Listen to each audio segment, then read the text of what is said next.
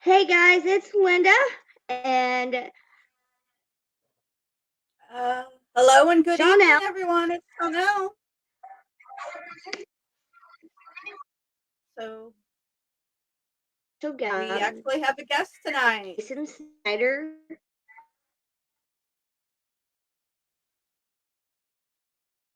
Linda's kind of Let's freezing go up. ahead So and I'm add just gonna Jason. go ahead. Oh, Yep. Now you're back. I'm back. Sister. I moved my computer. Okay, let me move it back this way because it'll work better this way. All right. So without further ado, we're gonna go ahead and add Jason to this, and Chanel, just remember, we're not. No, we're not. All right.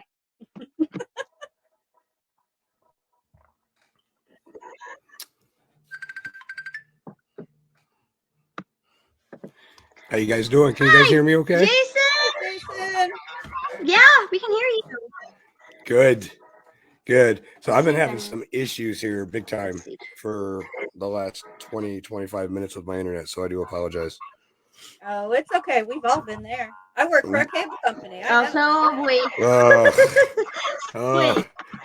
So, just so you know, Jason, we did our intro video and then we came on and introduced you. So we're still new to this whole thing, but we're learning. Well, hello, everybody. It's a learning process. So. It's okay. It's We're no problem. excited to have you on November 6th. Yes. So for whatever reason, I can hear an echo in your guys' voice over there. Is one of you guys got your speakers up so that my laptop speakers are up, but I think that's what it is. Because I could not Chanel, you're paused. today. Probably. You're muted. So if you can hear the sound over your speakers in your laptop, it's then going back through your recording and creating an echo. All right. How's that? Does that sound better? Yes, much better. Okay. Perfect. All right. Well, Sean now ordered us headphones, so that should be all right. So that's all we the do process. have a list of questions. Yeah, we're still learning, so we're doing actually pretty good. So we do have a set of questions that we're going to ask you, if that's okay. Yeah, absolutely. All right, Shauna, you want to start off? Actually, I want to know a little bit more about Jason. What can you tell us about who you are and what you do? It's pretty simple, basically. So, in my personal life, I'm obviously a single dad and full-time dad. I do own a couple companies here in Fort Wayne, and my hobbies include a little bit of everything. Usually the macabre stuff. I really like things on the dark and mysterious side of things. So, like a lot of people like to associate me with the paranormal, which is, probably 90% of what my hobby is. But, it goes much, much more further past that. Film and stuff like that. Just anything is really mysterious. I love true crime. Event promoting. So I do promote a couple events every year, and it's pretty much about it. Right now, I'm working on scripting a possible new show that I'd like to do on the internet, hopefully starting next spring. Where we are. Fun. Yeah, so we're hoping to basically travel to some of these small towns throughout the U.S. and we're going to kind of like highlight some of the more of the underbelly and the dark side of some of these small towns and some of the stories inside of them, the ones that you don't necessarily hear in the mainstream media, things that aren't written about, very thoroughly and things of that nature. We basically will go into town and tell the story and interview some of the townspeople and just basically bring it to light. Because here's the thing, like if you travel enough and you get into some of these small rural towns, especially like if you're out west or even down south and you get into the mountains and these small mountain towns, they've got some really, really crazy, fabulous stories to tell. So they're fabulous and crazy to us to be able to imagine, but sometimes they are some of the darkest times in periods of people's lives in those towns. you know, so some of them have some really, really harrowing tales. And some of them are just things that the townspeople would much rather forget and move on from, you know. So we're, you know, in the process of learning more, doing the research, figuring out cost of travel, you know, all that kind of stuff. I mean, and when you're preliminarily going into something like this and you're wondering, you know, if you could afford it time wise, money wise, and this, that, or the other, there's like a huge discovery aspect that goes into, you know, do we really want to do this? How much can we put into it? How often can we do it? And, you know, how much do we need as far as content wise to be able to put together a show for every single episode? And it'll probably end up being like something really, really cool, like on a short story kind of thing on social media. We'll just have to see how it goes. I don't want it to be any longer than 30 minutes. And probably most of them will be like 20, 25 minutes. And then I think that what we're going to do is that if a story is so big that we're not able to contain it in that 20 to 30 minute period, we're actually going to do kind of like a behind the scenes where there'll actually be a website to every story, and there'll actually be backlinks and photographs and things like that weren't shared on there. So people can go in and really dig into the story itself. Wow. And get, you know, all of the snippets and like newspaper articles and things like that we have found while we were there that we couldn't necessarily fit into it. But we don't want to do anything that's like, you know, 30 minutes to an hour because people don't have the time. You know, I want it to be something where if somebody's got a layover somewhere, they got 30 minutes to kill or whatever, they can go to the channel and just get a story, you know, and not have to, you know, watch it 3 or 4 different times in order to watch it from front to, you know, from beginning to finish. And let's be honest, people really just don't have the patience. I mean, if you're busy, you have kids, things like that, you know, so I want to keep the videos short, but I want to keep them very, very informative and really juicy. So, you know, we're into the discovery aspect of that right now, trying to figure out how we want to do it. If we want to film, what kind of a crew do we want to have with us? If it's just me and one other person, if it's me and a whole group of people. So, I mean, it's in the preliminary stages. I've been talking about it for about, I don't know, since the beginning of this year. So that's pretty much what I'm working on right now. And I'm just looking forward to finally taking a break through the holidays. And because it's been a crazy summer, both business, personal, and, you know, hobby wise, of course. So it'll just be nice to sit back and relax, spend some time with the family and, you know, bear down on this winter and get through it. I'm already ready for spring to come back. That sounds really exciting. If you do, I cannot wait. So it sounds like there's so much history. So yeah, you probably know this about me already, but I'm a paranormal historian. So that is like down my alley. So I'm really excited. So if you do, I'm going to be like, oh, in heaven. So there's a lot of stuff that's like here around Fort Wayne area. But when I say I wanted to get into the small town stuff, I don't want to touch things like, you know, in the big city stuff in Fort Wayne. I mean, you can go to big cities and find crazy stuff all the time, but it's a lot less personal. And so when you get into the smaller towns and you're able to talk to the people who in some of these towns, everybody knows everybody's business. So it becomes, you know, a huge thing. And it's just that the emotions really clash during periods like this. And so that's what we're trying to really capture is the emotion behind it. You know, we want it to be very, very heartfelt, and we want people out there to be able to watch it and relate to it. It's not just for the spooky aspect or to, you know, we don't want to, what do I want to call it? We're not out there to shed a light on somebody's bad period and exploit it and, you know, make fun of it or, you know, make it for just our entertainment for whatever reason. Like we really want something to be behind it that, you know, is really meaningful to these stories individually. I it's not something you've heard of before. So right. I mean, yeah, and I think that's kind of where I'm kind of going is that, you know, there's already so much out there. It's hard to do something that's new. And I feel like there's a huge market behind it. And normally when I talk about stuff like this, I usually don't go public with it, before it comes into fruition, because in this world, if anybody is watching or paying attention, they will take an idea and they'll beat you to it, basically. So we just want to do something fresh. It's what it is. We just want to do something fresh. And if it's good and we know that 900 people then copy what we do, then so be it. But we kind of want to be the new ones to bring it to the table, because it's not only just about the stories, but the dynamic of it and how we're going to put it together as well. So we're hoping it's going to be successful, but I know that we're going to have fun putting it all together, though. Hey, sounds like a good idea to me. I'm actually excited to be able to watch it. So Good. I know, me too. That's like awesome. So sorry, I was looking kind of crazy. My cat's over here looking at me like I'm about to come over here and ruin everything. we've already had that If happen. you see me going like this, my contacts are messing up, so I'm sorry.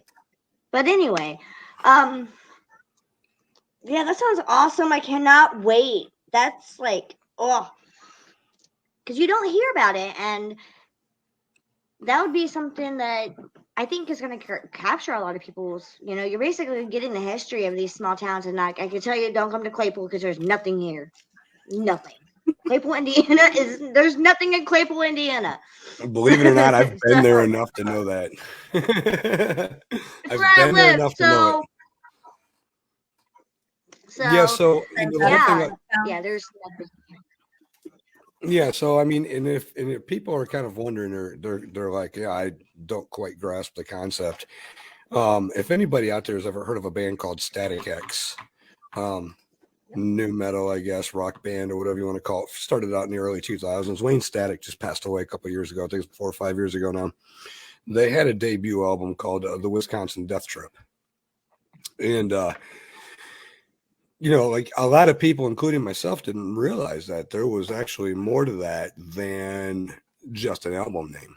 And the reason why he called it Wisconsin Death Trip is because of the story that of a small town in Black River Falls, Wisconsin, where there was a really, really dark period in their life. And, it was kind of a depression in that area, and there were murders happening and all kinds of really, really dark stuff that had happened that was brought to fruition by this photographer. And it's also a really great book too. I don't know that we would cover that one. But here's the thing, even with that story, as big as it is, I've never found one other person who's ever heard of that story. Every single time I bring it up, everybody's like, know the story behind it. I know the album. The album's great, but I don't know anything about the story. I'm clueless on that aspect of everything. It's super crazy. So I think you can probably, you can definitely find stuff on Google. I even think there's a couple short stories based on it on YouTube that some people have put together. They don't really delve into it really too much, but there's information out there. It's something like that is really what I'm looking to bring forward. I don't know if, like I said, I don't know that we will cover that. I have been to Black River Falls, Wisconsin. I've been there. I've spoke to people about this period in time. So this is kind of something that I've been interested in since like 2009, 2010. And I think that, so when I went to Black River Falls, Wisconsin for the first time, it was 2012. So, it's been a huge interest of mine.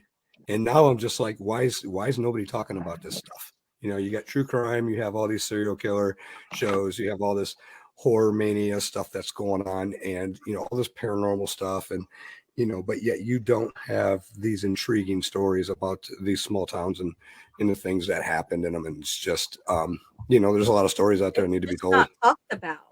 Yeah. It's not. Yeah. Yeah. So that's kind of like the new adventure on the horizon as of right now. And like I said, I don't really know how I haven't really structured and put the whole thing together yet. So I don't really know how big this is really going to be. I'm sure that way it's going to happen is it's going to start off really low dose kind of. We are absolutely privately funding everything, which is completely fine with me. But it would be nice for it to continue to grow and be able to actually put some real fundage in there, donated or through like a Patreon membership or something that people are interested in. And so that we're able to continue to move on with these stories, because there's literally thousands of them out there. We can do 20 years, 20 seasons of these little tidbits. And so it would be really great to see it take off. So we'll see what happens. We wish you yeah, luck and keep us definitely. updated. We'll let people know what's going on and where to find out more. Oh yeah. Yeah. So when it finally lands, you guys are definitely it'll be hard to avoid. It'll be all over the place. So, I'll be I on cannot wait. every podcast talking about it. Hopefully it'll be, I'll be doing a lot of lives on my page talking about it. I mean, it'll be a whole ass thing. So that being said, like right now I'm deciding on what I want to do for next year as far as event promoting and things like that. You know, This year, I dialed back a lot of my involvement in the public events. I actually didn't promote them as much and actually started just paying at the door and attending a lot of things this year. So that was really cool for me to just kind of enjoy things rather than being behind the scenes of it, because it's a lot of work, And Got to I'm like, take a breather this year then. I just want to go and actually enjoy it with everybody else. I want to be able to go out with everybody else. I want to be able to, without having to, put out fires all day and keep things running and work it, I mean, I do love what I do. There's no doubt about it. But, I'm getting burned out after all these years of doing them. So That I can understand. I've been there. So, taking a breather. I'm taking a sometimes. month's break, You maybe a are? little longer. Yep. So, next question. We're gonna just play around with the questions that we have. What is your biggest passion and how does it inspire you today? You might have already answered this or said this.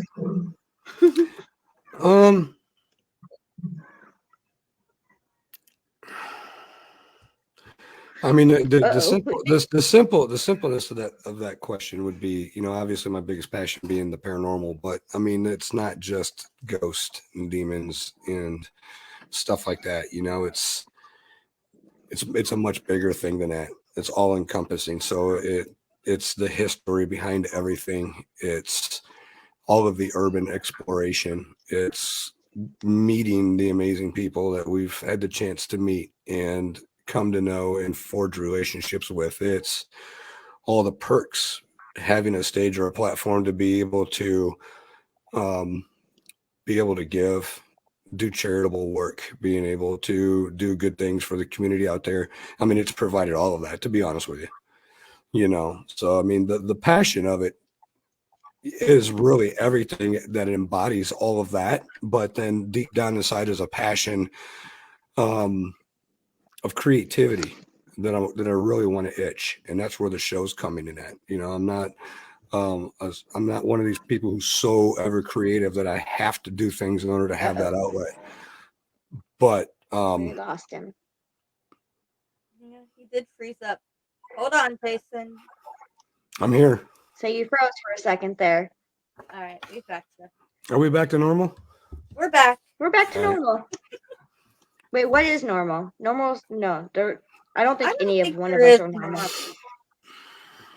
Yeah, I don't. Yeah, I've got nothing on normal. I don't know what to tell you in that aspect. It's normal for everybody's different, I'm guessing. So yeah, so obviously the paranormal is the passion, but that's just basically scratching the surface. There's so much more behind that. I don't do a whole lot of investigating much anymore. I've done it for 17 some years now, 18 years now, and it's been nonstop and been working long and hard. And for many years we investigated 3 out of 4 weekends a month. And it was over and over and over again, and traveling and sleeping in haunted places and crashing on hotel floors. And I mean, it was, and now I'm really tired. You know, I'm just really Time to tired. I'm step like, back and go, okay, what's the next step in my life? it's like next. Let's move on from this, you know. And I'll still will always investigate. It'll still be a passion of mine. I've got more answers now than I ever did when I started. So, you know, I mean, I do still handle personal cases.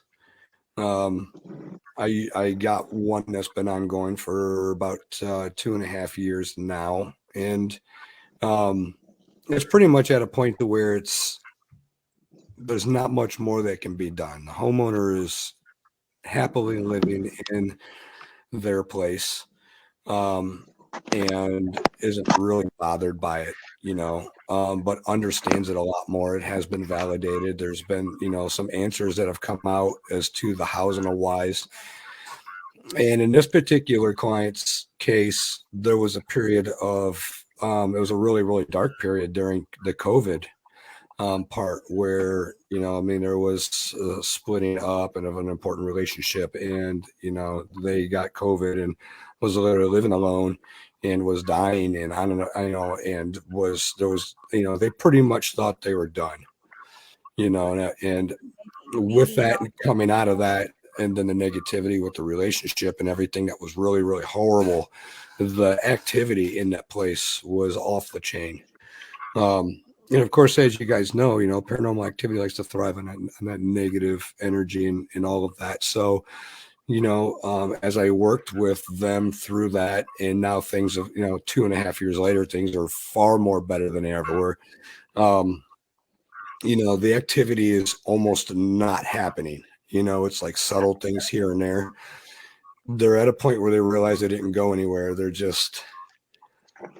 not bothering anybody. You know, there's been cleansings that have been done in the house. There, it is still active. They aren't really, at first it was very, very frightening to them. And now it doesn't even bother them anymore. You know, so you know, and even now looking back to, like I said, I think we're pretty much done with this case.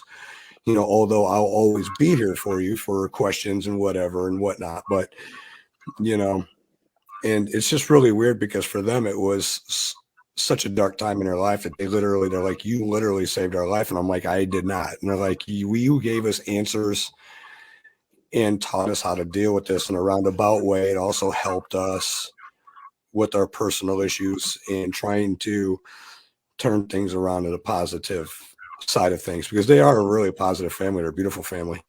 They were just dealing with some personal issues like a lot of people deal with, and it got pretty scary for them there, you know. Well, and with most home investigations, the energy in the home does affect the spirits in there. Yeah.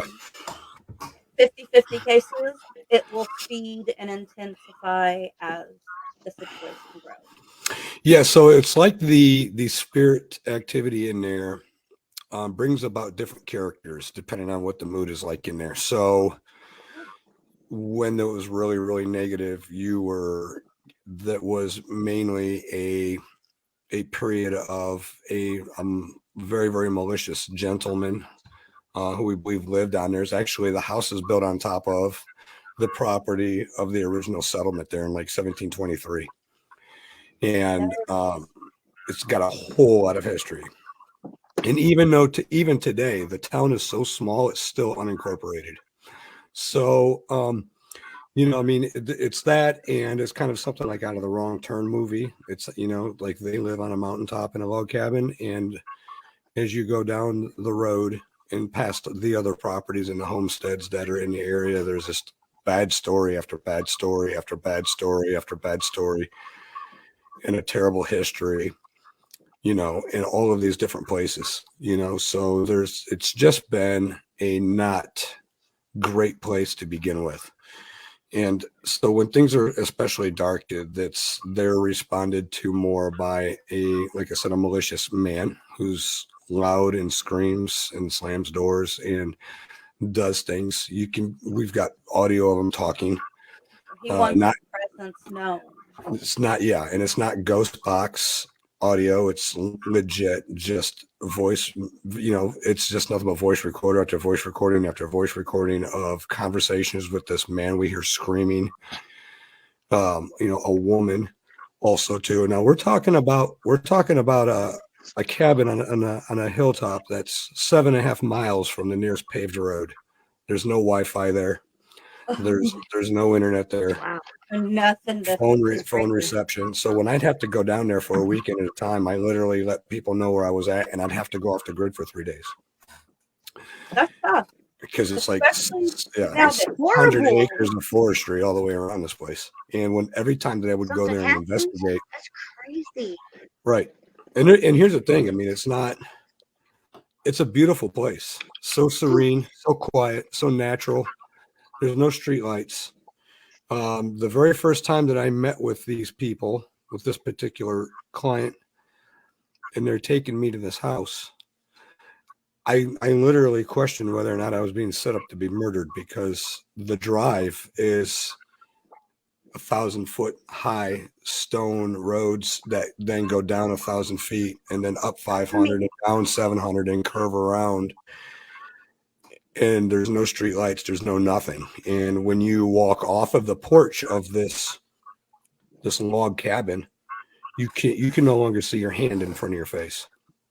So one of the things that that always happened when we were there, and we always noted it, I've got it on recording, like when you get there, it's basically on the top of a mountain. If you were to take the trees away, you'd look straight over the Ohio River at Kentucky. Okay, it's down there, down there. Way. Yeah, but there's 700 acres of forestry all the way around this place, right? So when you first get up there and it's dusk, there's animals, crickets, it's the normal forestry sound. It's a noisy forest. But from the very first time that I went down there to investigate it, when we would go into go mode on either Friday night or Saturday night, where we would start to ask the questions and go into what we were going into, our process of investigating this place, you would walk outside and the whole forest was dead silent. You wouldn't hear crickets. You wouldn't hear nothing walking through the woods. You wouldn't hear the normal twigs breaking from deer. My husband's a hunter, so if it goes quiet, that's when it worries me.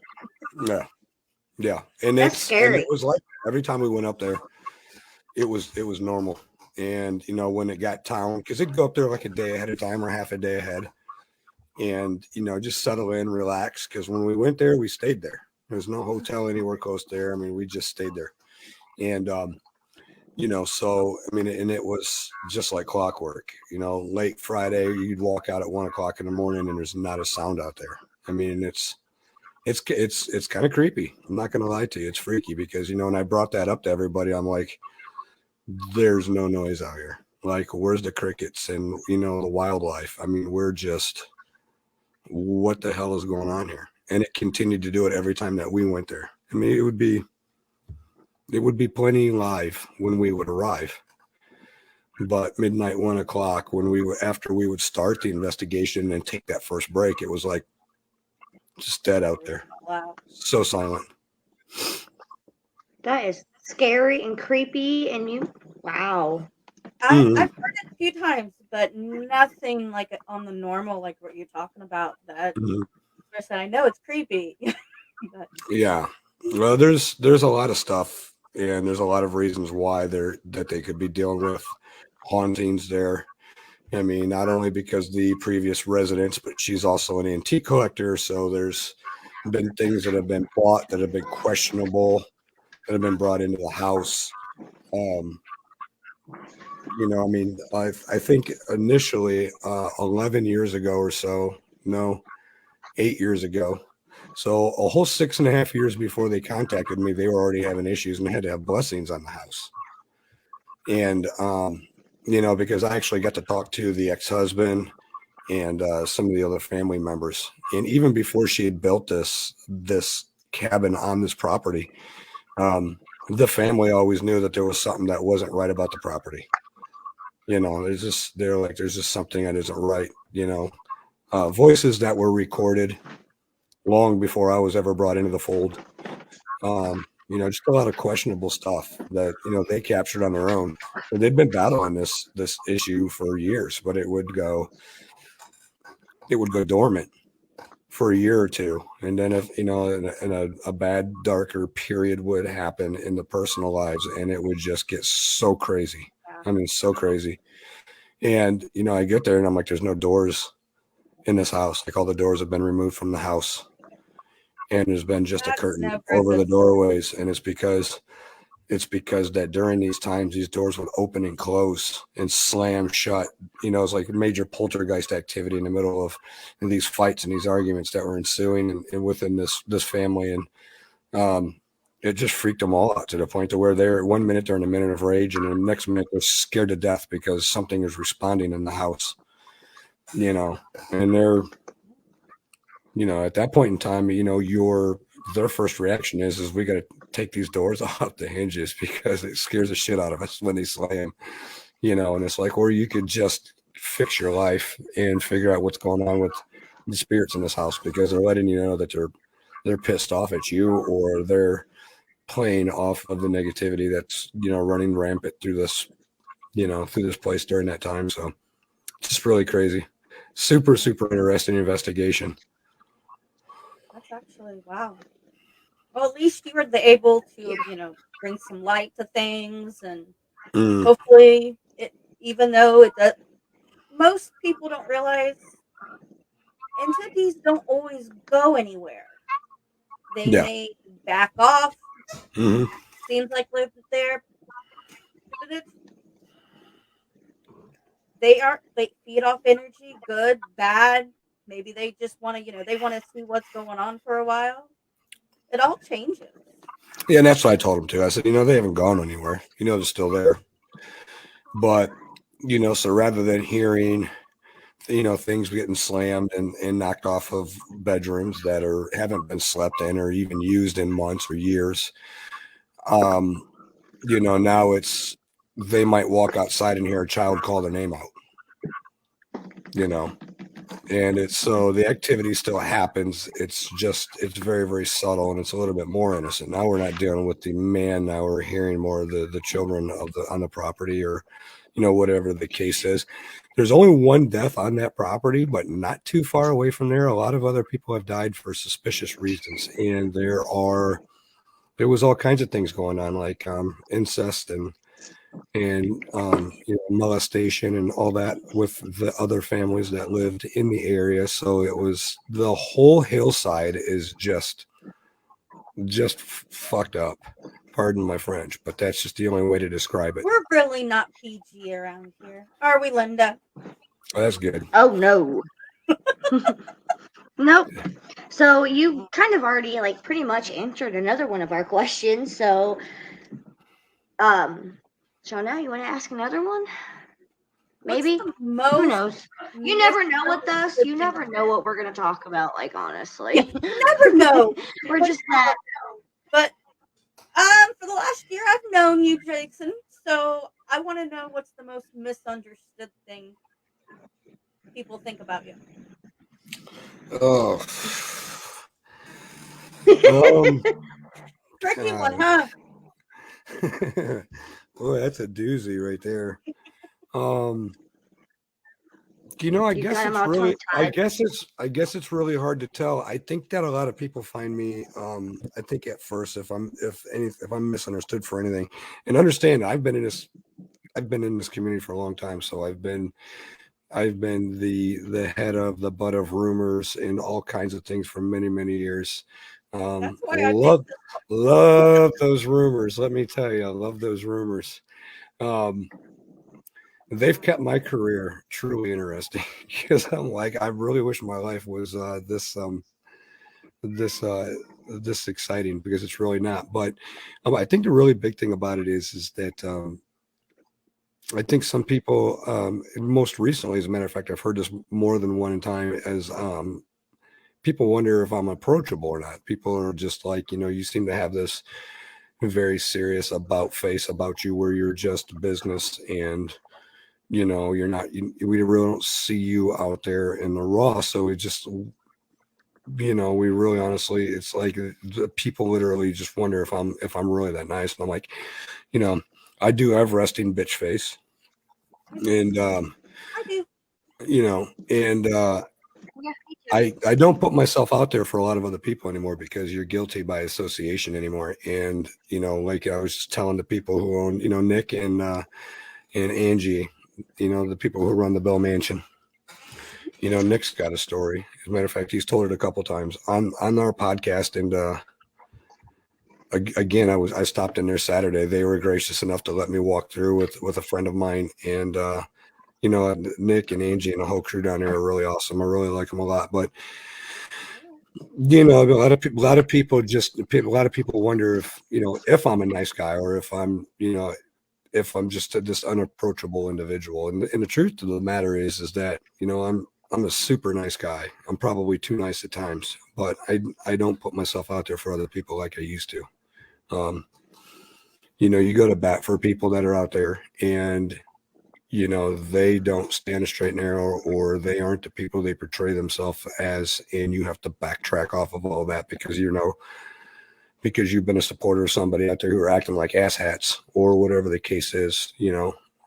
Like I told Nick and Angie, I says, I appreciate what you guys do, and I love the history of the Bell, and this is the first time I ever talked to him. I said I don't share your guys' things because I wanted to meet you guys first, because I didn't want to be a supporter of the Bell Mansion and what you guys had going on, and then find out you guys are,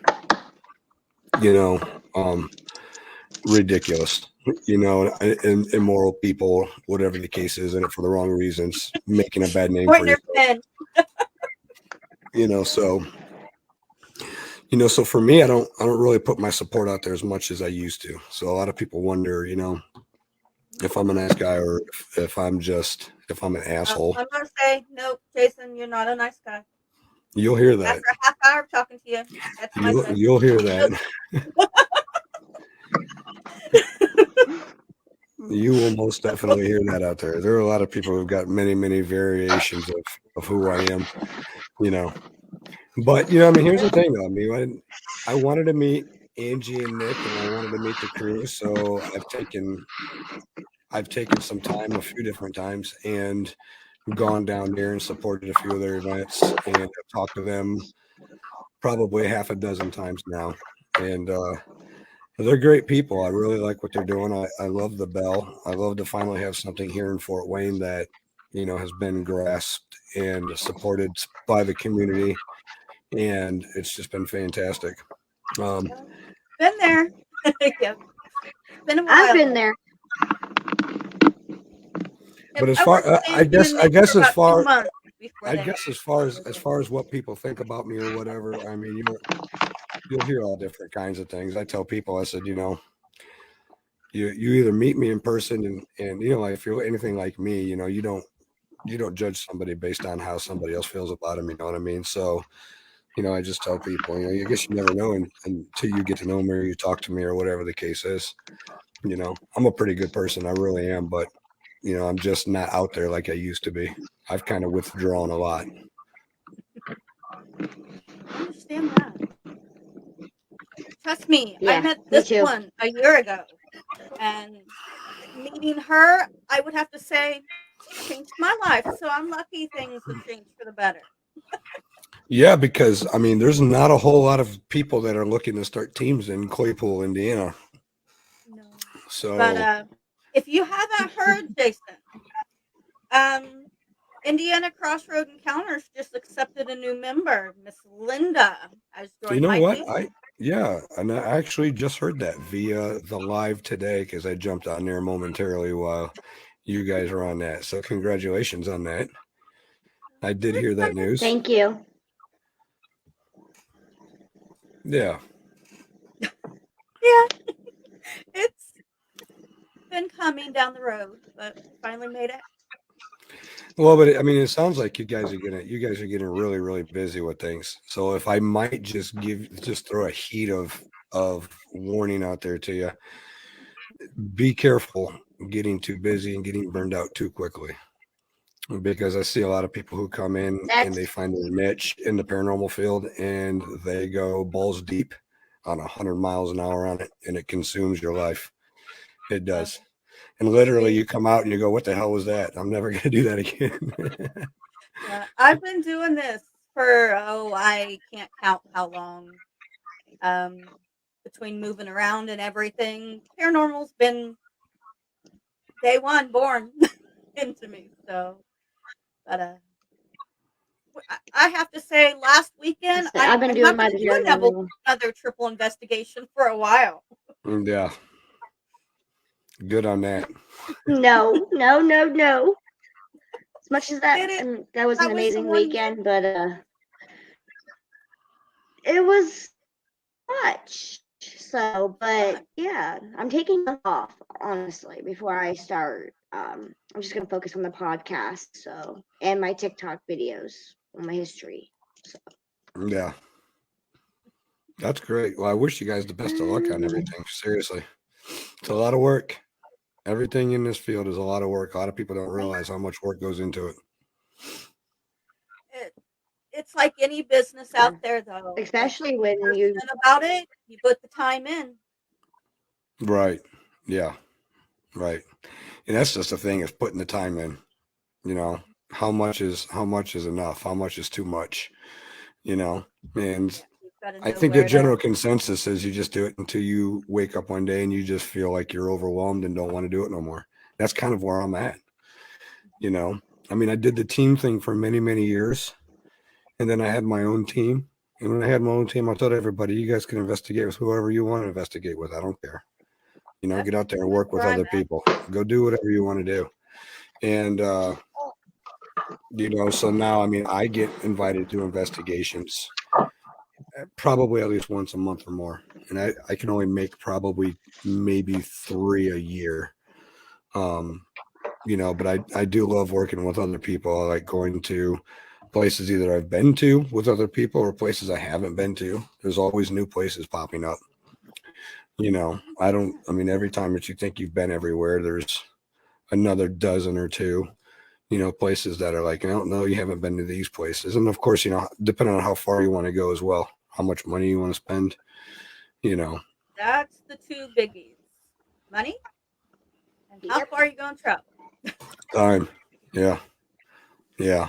And I don't have a lot of time. I'll be honest with you. I really don't. And I've been go.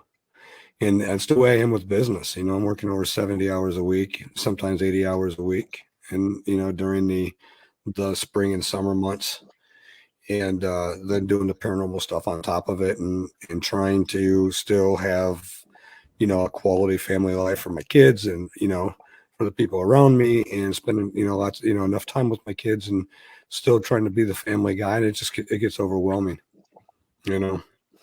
And I'm like, I just don't feel like doing it anymore. Not like that. So, you know, I'm taking it slow now.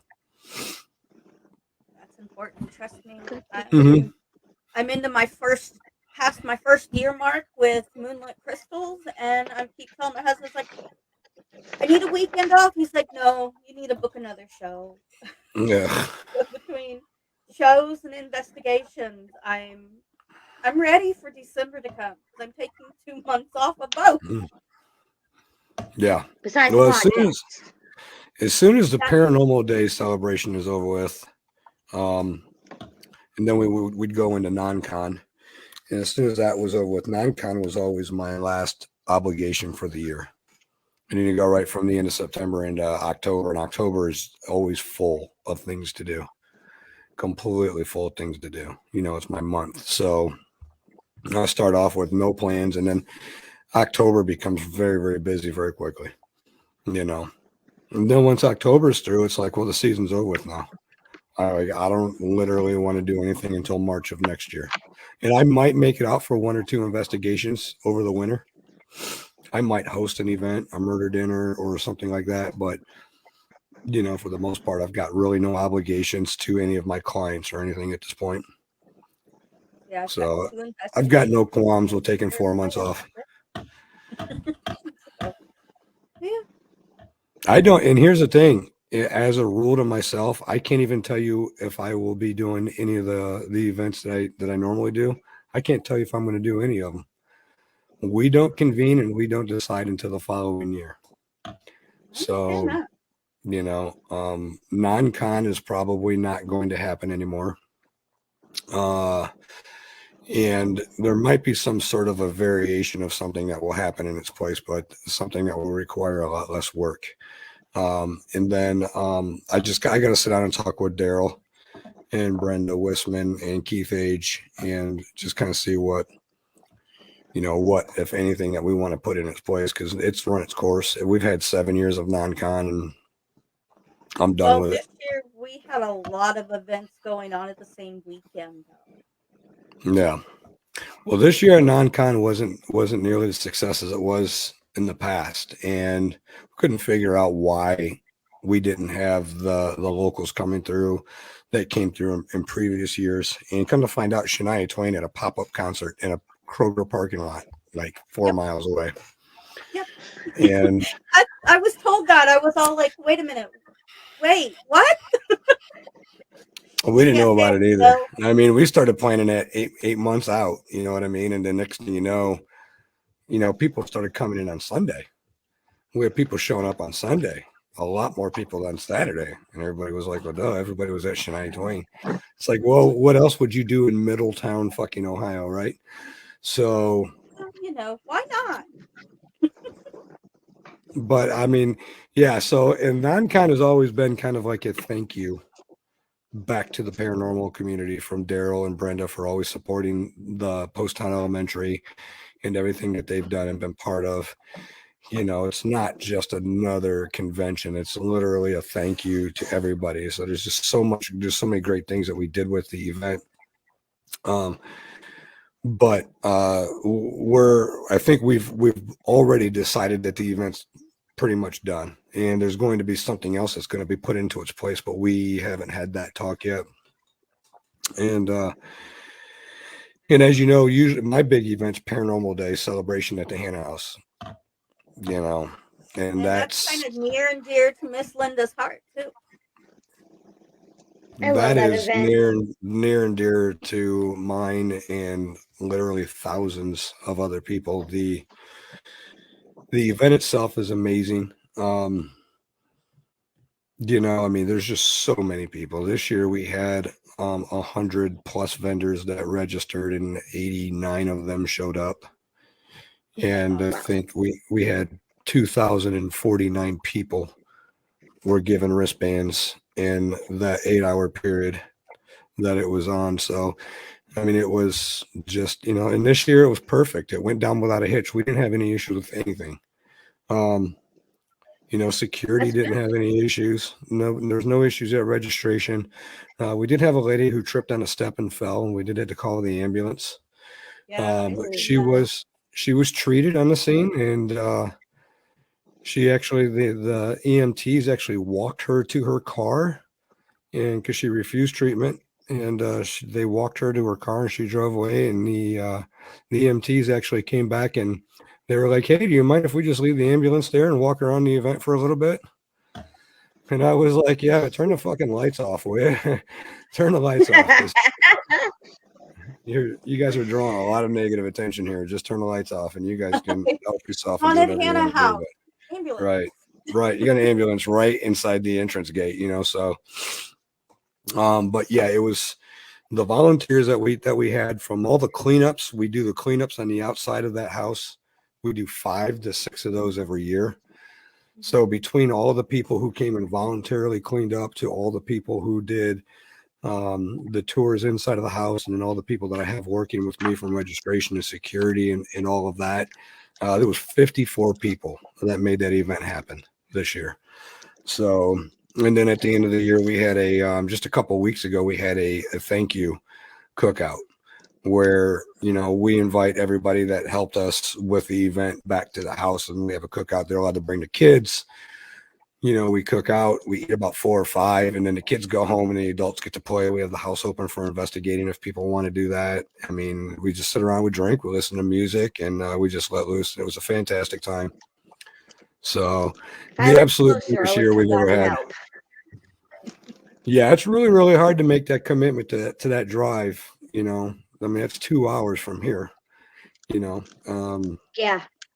But, you know, in order to make that event happen, you know, I have to pull people together as much as possible because, you know, you want that property to be on top of its game. And here's the thing, that thing loses anywhere from 3 to 9 trees a year.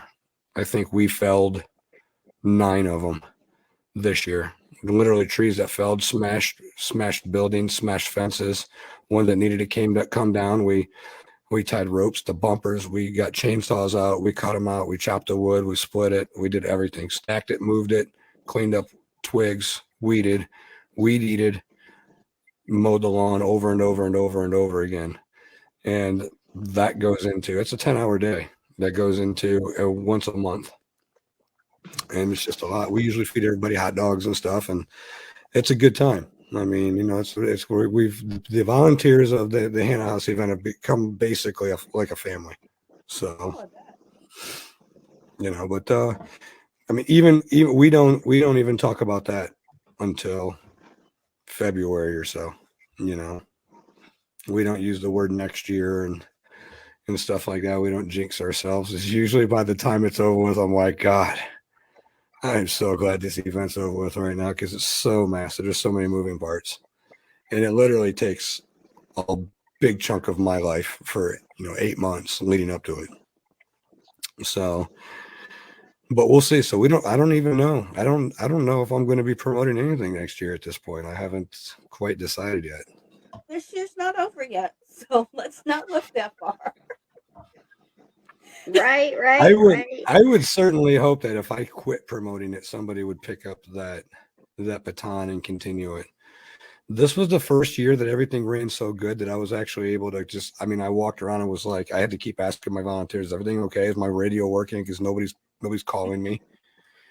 You know, I'm just fripping out here. They're like, yeah, no, I mean, we've been doing this enough and we've got it all taken care of. It's like, wow, this is just, for that to happen like that was completely amazing. You know, great people. I couldn't thank the volunteers enough. The volunteers just really killed it this year. That's a good thing. I look forward to seeing that date. I honestly do. I will watch Facebook like a hawk because that event's what pretty much blew up L&L Paranormal Investigations for me. So that's right, because you were there last year, right? Yeah, last year was her first event. I thought so. Yep. She'll be this year. Next year, she's planning on doing. I'm going to get it wrong, Linda. ParaSister's. Para-historian. Yep, that's it. I wanted to make it to the Para-Unity event this last weekend, but I had some things happen this weekend. I just couldn't get away for it. I already had some partial plans that were in there. Did you guys go to the Para-Unity event? We did. Yes. Yeah. Yep, how was it? Was it good? Tear down. Oh, it was amazing. Yeah. So good. Yeah. Very good. I'm really happy to hear that, though. It was the biggest year yet. And I got asked to be on the committee for next year. Shadow Seekers really outdid themselves this year. Good. They put a great team together, and they had over, I think they said 60 vendors for the event. Yeah, that's in great. 2 different buildings. That's good. Yeah. That's a huge turnout. And that was the one thing for this year. I think Hannah House was, I think we finally saw where our threshold was on vendors. We went from averaging 50 to 60 vendors to having, close to 100 this year. We literally got to the point to where we were like, I don't think we could have squeezed another 10 vendors on this property anywhere. There's just no way. We were everywhere at the Hannah House. Everywhere. And then we had the 5 food vendors as well. We got to make sure we got to keep people fed. We got the beer truck. We had the 15 by 15. I'm sorry. I have a huge setup. That's all right, though. That's what I love about it. Everybody was like, do you have everybody confined And that's, usually if you go to a conference, they're like, yeah, you get like one little 6-foot table, or you get like one little 8-foot table or whatever. And then for non-con and for the Hannah House, I love being able to just allow people to bring everything. I don't care just tell me how many tables you're bringing so I know how big of a spot to, reserve or, picture in my mind. Some people come with a small foldable table. Some people come with 6 8-footers, and That so look. it's really, really crazy. That Some look. of us really get into it, but I love it because what it does is it's not so cookie cutter when you get there. I mean, here's the thing. Let me tell you something. That event started off as just a paranormal event. Okay. It was a networking event where, it was, we wanted people to come in and we wanted people to put the keyboard wars to, aside and meet face to face and network with each other and put the drama, behind, or at least put it down for a little while and enjoy this, camaraderie amongst all of our colleagues. And we wanted the general public to come in and be able to learn more about what it is that we do and meet us face to face. And, then it was, metaphysical vendors and people who are paranormal related. And the last 3 times we've had it, we've started to incorporate art into it. And what I always tell people, we if you're going to be like an art vendor, a vendor that's not paranormally related, we want something that's somewhat towards that genre. And so we would then get artists who were now making and commissioning paintings and things like that for this event that were horror related, film related, paranormal related, and we just opened it up. So the great thing about it is that there were some young entrepreneurial kids there that weren't even 18 years old who made their own things. Some of them were trinkets, metaphysical things. Some of them were actual art pieces that these kids made, and they showed up, and several of them made thousands of dollars that day. There was 2 kids that made over $3,000 on what they made. So, we're seeing the young entrepreneurial spirit come out through there, and it's a great first place to have your event for the very first time. If you've never been to a con, if you've never been a vendor, if you've never sold anything or been in that mix, the Hannah House is a fantastic way to come into it. And so there was so many people there that made so much money.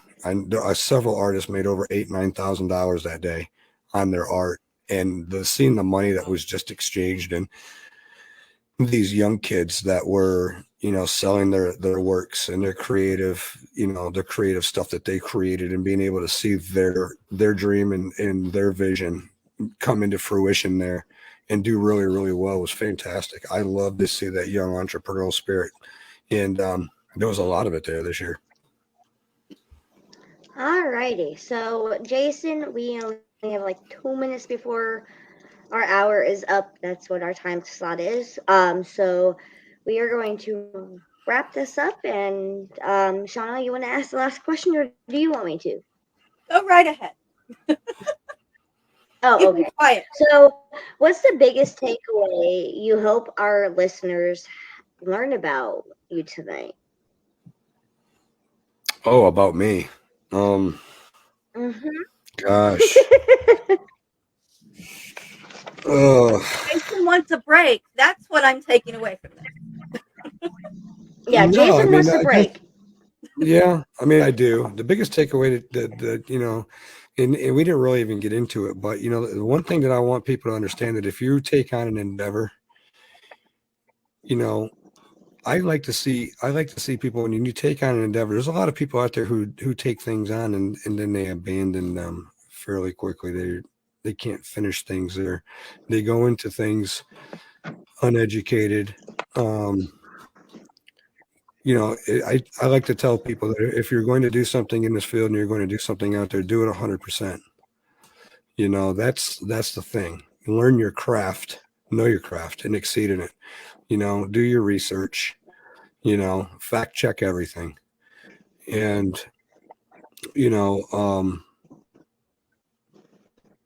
I guess the biggest takeaway is that, you know, quality in everything you do in this field is all you have to hang on. So if you're one of those people who doesn't put a lot of quality into what you do, and you wonder why you're not getting what you expect out of it, that's probably what the issue is. And more than anything, honesty. Be honest, you know, and be different. Be different, because the paranormal field has been like the same soup, just reheated for That's so long. And I why talked to a lot of new teams, and they said, think outside the box, guys. Don't, you know, don't fall into that same category that 100,000 other teams has fallen into since 2005. And, you know, be honest, be passionate about what you do for the right reasons, not for the wrong reasons, and educate yourself and put 100% into it. That's what shows. Hard work shows. I respect the crap out of anybody who's out there working hard in it. You know, it doesn't go unnoticed. it has been a blast having Alrighty, you on well, tonight, Jason. Well, I yeah, it's appreciate you been guys having me nice. on. I thank you very much. But yeah, we'll have So, this You're posted. welcome.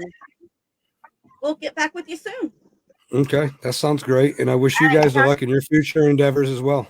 All right. And if thank you guys you. ever want to do this again, just let me All right. know. Okay. We will. You have a good All night. right, I will. All right. Thanks. Bye-bye. Bye.